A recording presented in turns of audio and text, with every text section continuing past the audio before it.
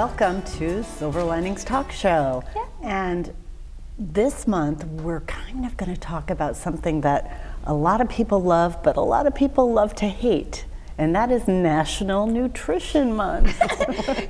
Yay! Some people think that nutrition can be not taste good, right? Right. But I don't know. I've come to love eating healthy.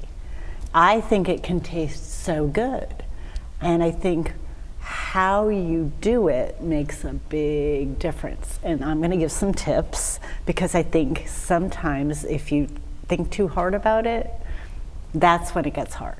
Mm-hmm. So the benefits of eating seasonally are what are going to really help make it easy.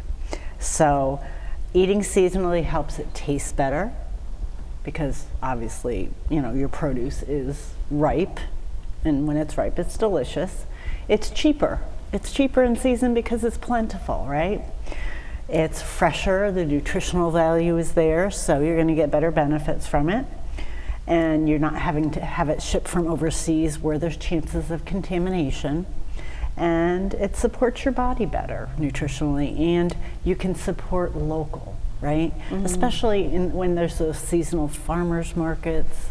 I mean, who doesn't love to go pick out that fresh produce there? Mm-hmm. So this time of year, we're talking, March, where, we're really wanting spring, but we know it's not happening yet. Good things we can cook with are mushrooms, sprouts, chives, acorn and butternut squash, sweet potatoes, Brussels sprouts, kale, carrots, and for fruit, maybe some clementines, grapefruit, and kiwi. So those are quite colorful, and a lot of these vegetables that I mentioned make a really delicious soup. Can you imagine those? Right? I just threw one together last night, and it literally took less than half an hour, and so nutritious and delicious. And people think, soup, it's going to take me hours. It doesn't take that long. That's what the crock pot's for. We just got an Instapot, and that has been so easy to make soups in. An Instapot. Yeah. This was an Instapot recipe. Mm-hmm. I, to be honest, didn't feel like using Instapot because I didn't have to, but it very well could have been cooked even quicker. Mm-hmm. So, Dina, you being a counselor, there's a lot of ties, especially when we're talking about seasonal depression and just overall mental wellness and all that people are going through these days. Numbers are up when we're talking about mental wellness and people who need help. Sure. And eating well can be beneficial to your mental health. Right, of course. It can be supportive to your mental health from the inside and translate on the outside. So I just wanted to highlight a few foods that I've talk about with clients, and found a couple little tidbits that I didn't know about that I wanted to share today. And I'm going to highlight just 7 foods. And of course, there's probably so many others that people use in their daily routines with food and drink. But I just wanted to highlight 7 foods that support our mental wellness and how they support. So first one is salmon. Salmon is amazing with omega-3 fatty acids, vitamin D, and magnesium. So it is helping to support having lower depression, lower anxiety, increasing our memory. And of course, that doesn't mean I can eat salmon once a month and I'm good.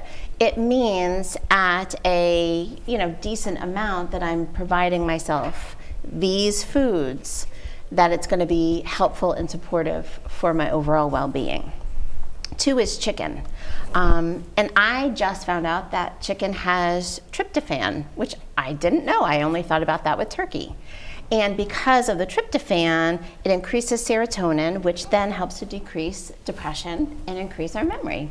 I didn't know that. And most of the serotonin that our bodies produce is located in our gut. Absolutely. And that's where the gut-brain connection benefit comes in, and that's where food and the benefit of what you're eating comes in as well. And one of the important things too is our feel-good chemicals in our body are protein-based, and if we are not providing protein, we are not providing sustainability for our serotonin, our norepinephrine, things, all those chemicals that really help us feel good, help kind of defeat depression from the inside. 3, those whole foods, those whole grain, those complex carbs. So one other thing I found out was kind of neat is if you add a carb, a complex carb to chicken or turkey, it actually helps your brain absorb the tryptophan, which helps with depression and anxiety. Avocados are great for memory and concentration. Spinach and green leafy veggies have magnesium, which help to decrease depression. Yogurt or anything with active cultures helps to decrease stress and anxiety. And dark chocolate. 85% cocoa or more is the most beneficial. It has higher levels of flavonoids, which helps increase our attention, our memory, improve our moods, decrease depression and anxiety. So it's not too bad to grab that little piece of chocolate every day. Right, and so just remember too, all of these things that Dina mentioned are all whole foods. They are not processed foods. They're not laden with sugar. Sugar and processed foods are going to stimulate the centers of your brain that are going to want create your urge to eat more of those foods. So please stick to the whole foods, and I think you're going to notice a big difference in how you feel. Awesome, yeah.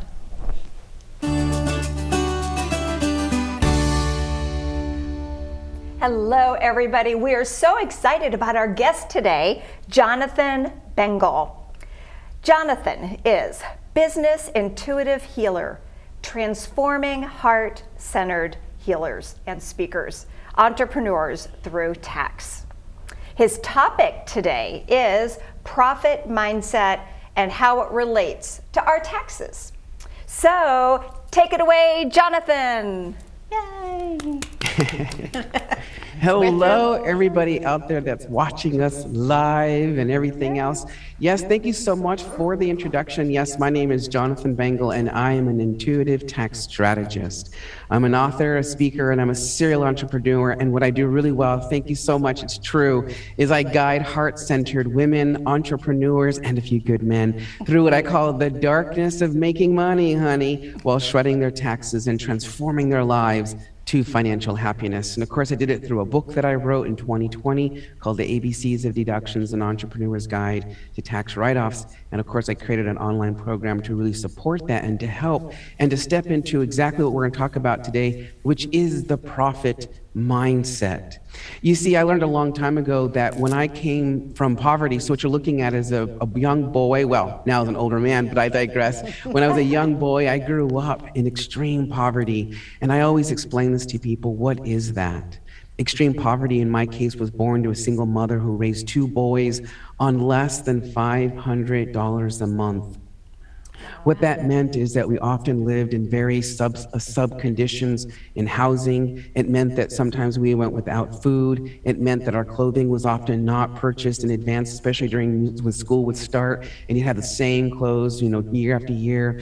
And it also meant that we didn't get access to the same types of opportunities that a lot of people get access to. But luckily, a 6th grade teacher of mine told me that, Jonathan, the key that ends your poverty is education. And so I set out to make sure that I always did well in school. I ended up graduating number 4 out of 398 students, maintaining a 3.89 GPA, an honor student, an AP student, also the founder of several programs, while still working more than 20 hours a week so I could continue to help my family to survive as well. I would go on later to earn my bachelor's degree in business accounting, and then later my master's degree in secondary education.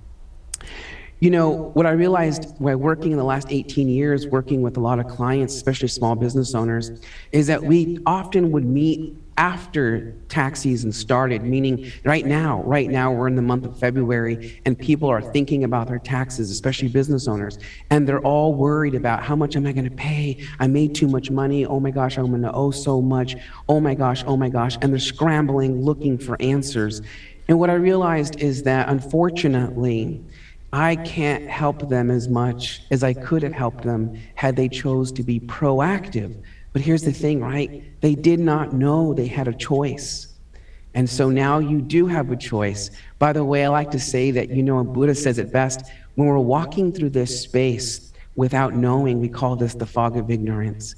And eventually we meet someone like myself or other people that come into our lives, and they bring to us this thing called awareness. And it allows us to now make a human choice to continue to go right or to continue to go left.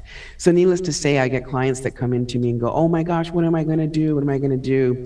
And I say to them, unfortunately, I can't do much for you because that's illegal to help you to avoid paying taxes. But what I can do is I can proactively work with you in the future to help you to implement tax strategies that will help you to reduce your taxes. And how much?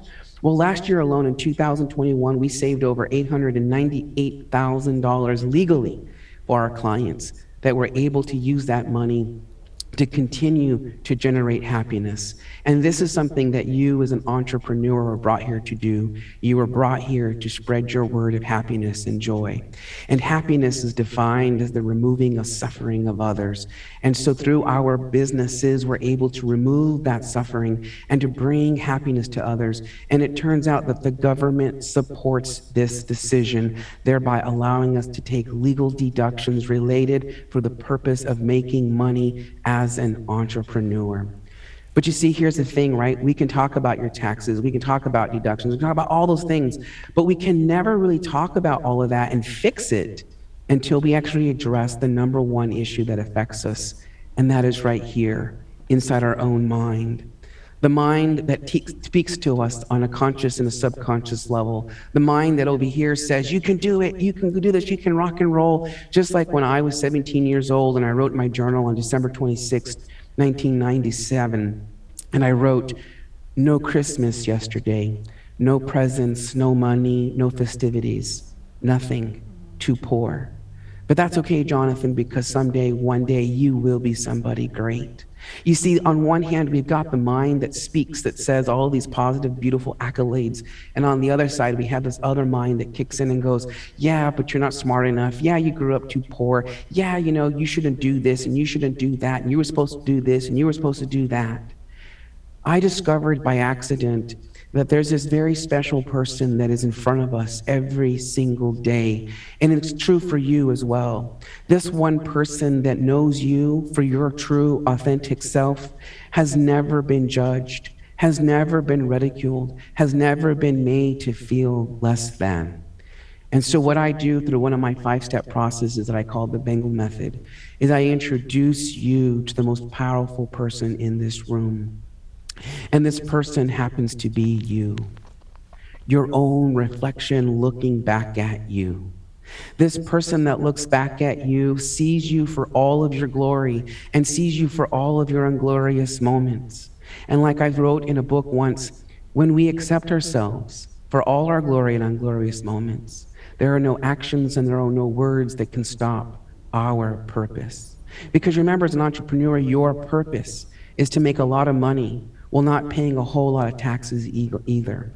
You see, the profit mindset is about believing that you are powerful, that you deserve it, that you are valuable. And the more money you make, the more the government is actually going to reward you so that you can continue to help others. The profit Jonathan, mindset. What do you think is a great place for someone to start with getting, because you are all about being proactive, and I love that, and looking forward. What do you think are some good tips for people to start getting and going forward and thinking about the next tax season? So taxes is about shame. You see, here's why. Because we think that our numbers and our profit define who we are. And so the very first thing that we have to do to step into that profit mindset is to let go of the judgment and the expectations that others place on us. And when we are able to do that, we're able to then to accept the advice that comes to us through tax strategists like myself. So the first thing we have to do is say, okay, well, I made a whole lot of money. I'm afraid about paying a whole lot of taxes, but we let go of that expectation that, oh my gosh, I'm gonna have to pay a whole lot of taxes. Because the truth is when you work with someone like me, your real reality is you don't pay a whole lot of taxes legally. Do you think, Jonathan, okay, so we've gone through this pandemic for the past couple of years, and it really has shifted people's mindset and what's going on in the workforce. And with this whole mass exodus from traditional jobs, with now this influx of people working for themselves, maybe tapping into multiple jobs, do you feel that that is going to not only increase the flexibility of how people can not manipulate, but own their worth, own what you're talking about?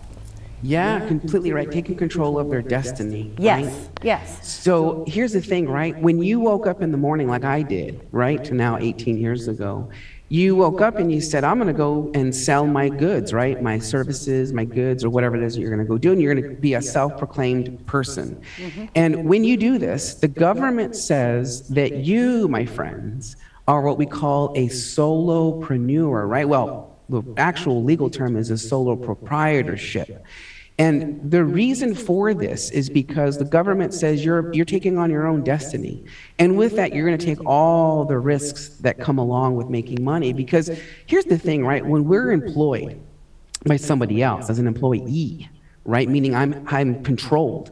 When we are controlled and we're the employee, we're guaranteed money, aren't we? Every 2 weeks or every other month or however often we're paid, but we're guaranteed a set amount of money. We don't have to really worry about it if you really think about it. All we have to worry about is how to spend it, right? And make a budget and all that other fun stuff. But when you're an entrepreneur, you've got to go out there and you've got to do this thing called hustling, right? You've got to work so that you can make money. And Uncle Sam understands how difficult it is to be a business owner, which is why he says, look, as long as what you're spending money on has a business purpose for the intention of making money, then as long as you can say yes to the dress, honey, which are 2 questions, which spells the word on. Is what you're about to spend money on, is it ordinary in the due course of business? And is it necessary to make money, honey? If the answer is yes to both these questions, then you may very well have a deduction at your hands, which is why in my book, The ABCs of Deductions, An Entrepreneur's Guide to Tax Write-Offs, which is why I really talk about all of the human/tax principles behind why we are entitled to take certain deductions. And some are common ones, right? Like take advertising, take what I'm doing right here, right now with your show, right? What we're doing right here on this stage. We are speaking and we are presenting valuable information for others to learn from, because as I said earlier, education is the key that ends our poverty. Education is the thing that ends our ignorance so that we can take charge of our life and our future and ultimately become the person that we were born to be, which is a bad CEO capable of making a whole lot of money while at the same time just paying a fair share of tax. Love that. That's awesome. That's perspective for you right there. Yeah, awesome. Absolutely, because I really... I hate your book. And we all kind of chuckled when you said, being a business owner means you got to hustle. Yeah. And we all can relate being our own individual entrepreneurs, that yes, and I'm glad, and absolutely it is. We have to think about the mindset of, could this be a deduction for me and my business? I do not make any decisions in my business unless I have a tax incentive to do so. You see, a lot of people don't realize this, but the government is in our business, babies. It's literally in our bedrooms too.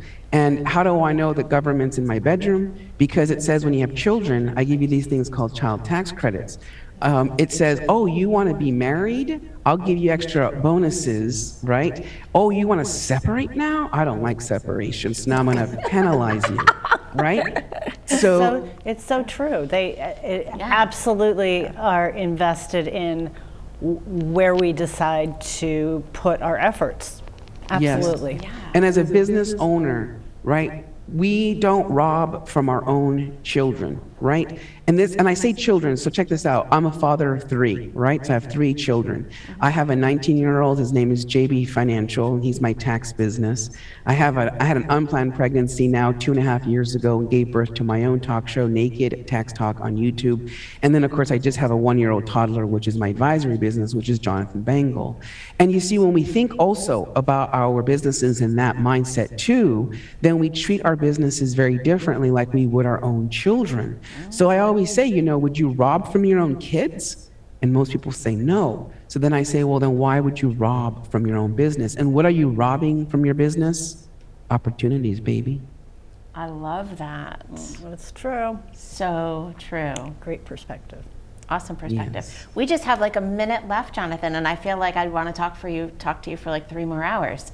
So is there any last little tip that you feel would be a great takeaway, a last thing for our viewers? I think the thing to remember is this. No matter what gets thrown at us, especially in business, always understand that Uncle Sam or our government is always there to work with you as long as you play with inside the sandbox. Here's the truth. Sandra Yancey of eWomen Network said it best. Business is expensive, and you're either going to pay through utilizing someone like myself, happens to be an tax strategist, or you're going to pay through it through mistakes. And quite honestly, it's so much more cheaper, if I may dare say that word, to work with someone proactively than it is to try to fix a problem after it has already arisen for you. Yes, absolutely. Very good. Well, this is fantastic information, and thank you for sharing your personal story with us too. It was really touching. And we look forward to putting your contact info here at the end of the show, so the hearts you have reached, they can reach out to you. So thank you so much for being with us today. We greatly appreciate it. Keep doing what you're doing. Thanks so much, Jonathan. Fabulous. Take care of those Thank kids. Yeah. Yes, thank you for having me on, giving me this opportunity, right? Yes. So I really appreciate it. One last thing we could probably do really fast is always remember this. We are not in the capacity to possess. We can't possess our emotions, right? From the good stuff to the icky stuff. So instead what we do, especially when we feel good stuff, is we give it away. And so this is a little prayer you can say that helps to protect our positive emotions. And it goes like this. Thank you so much, ladies, for having me here on your show today. I really appreciate it. And I want to dedicate this feeling that I have that's been generated inside of me, which I'm feeling really happy and a lot of joy right now. And I like to dedicate this to the other entrepreneurs out there who are also feeling like maybe this 22 is going to be a badass year for them. Pardon my French. It's going to be a really great year for them. And so I dedicate it to them. And may every single one of you be happy. May every single one of you never be separated from your happiness. And may every single one of you be free from suffering. Thank you. And thank you. Love that Very so beautiful. much. Thank you, Jonathan. Namaste. So this is the most exciting part for me. I get to talk about spring accessories. We're going to wrap the show up with some great tips for everybody going into the spring. And I wanted to start, I was just sharing this with the gals before we got back on camera here, that I used to think you wore your accessories like all year round. And what I've learned recently is, by concentrating and taking some more classes on accessorizing, is that accessories, just like clothing, are seasonal. So we're heading into spring, so guess what? We want to have more spring type accessories. So we want them to be a little lighter than that winter, the big clunky necklaces and the clunkier things. And I brought some samples, for example, of some really interesting earrings. The bumblebees, for example, on these earrings are spring related. And Dina has some more bumblebees and then some honeycomb. That represents the spring, and it's so much fun to represent the spring. And I am wearing stacking bracelets that are oval, which I love oval because then they don't spin around like a round bracelet on your wrist.